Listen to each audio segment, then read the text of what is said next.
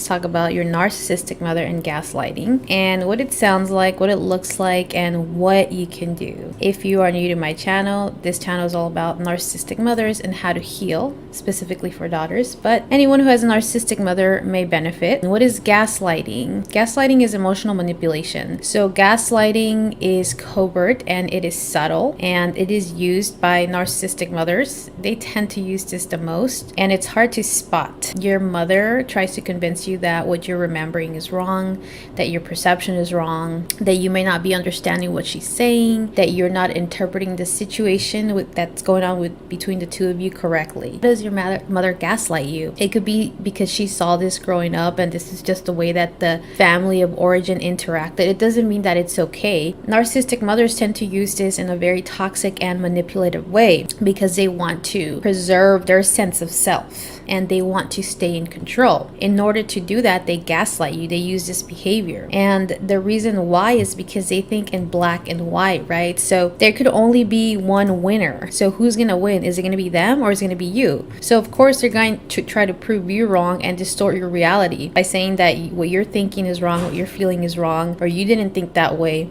or you didn't feel that way. And then you start questioning yourself. You know, gaslighting is used from a very young age with kids of narcissistic families. So a lot of children of narcissistic mothers feel like this sense of hopelessness, that they could never do anything right, that they may just give up because of the way that they were raised. One of the things that combats this gaslighting from a mother is if the child has somebody else in their life that is trusting and is a safe person and is able to tell them that what they're feeling and their perceptions are correct and they're valid. Your mother has to be right. She wants to make you feel like you're the one with the problem, like you're the toxic one. And she may do deflection. Maybe she'll be like, well, what about you? Didn't you do this like last time and blah, blah, blah.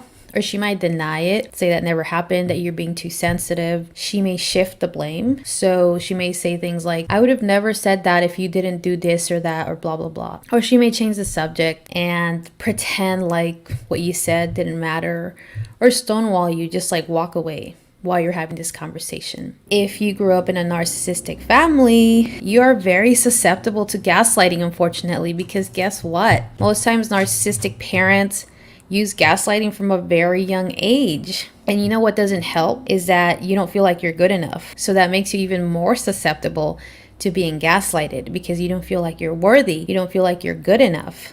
So you're primed to be gaslighted from a very young age. And this is not just your parents. This is also like interactions in your life with your other relationships. This will continue into adulthood until you create this sense of self for yourself and you know that you are worthy no matter what your mother says. So how do you know you're being gaslighted? You are constantly finding yourself second guessing yourself, okay?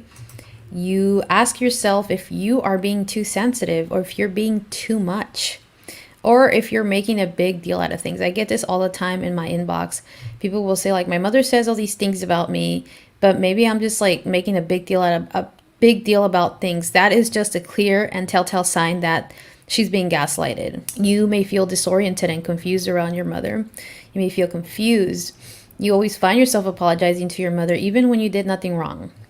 You feel like you're never good enough around your mother. Like I said, if you feel like you're not good enough, if your mother tells you what you are, she will continue to gaslight you. You constantly think about your mother and what she thinks about you. You also make excuses for your mother's behavior. Maybe you are too empathetic. Maybe you are too understanding. And I'm going to talk a little bit about that later.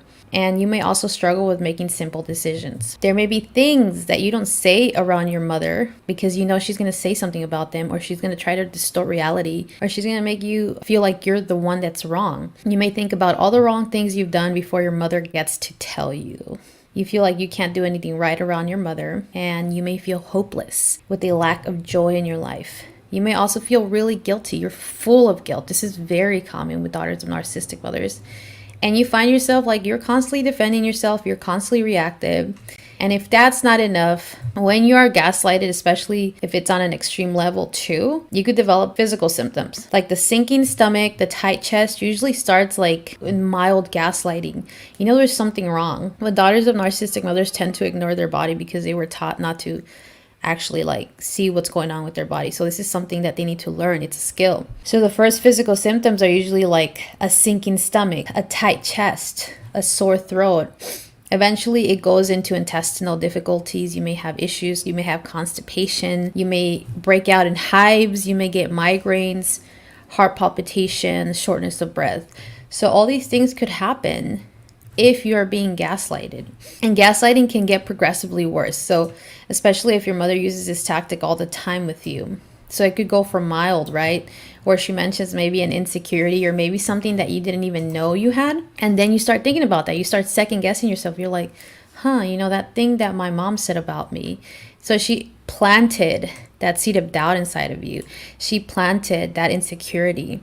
So that next time when she brings it up, you get worked up, you get defensive, you start to question your perception. Then it could go too bad where you're constantly defending yourself with your mother. So you find yourself constantly trying to defend who you are as a person. You may try to argue with her. You may try to prove your point to her, but you're never going to win because she's always going to have to be right. Remember, if your mother's narcissistic, cognitive distortions, black and white thinking. If you're right, then she's wrong.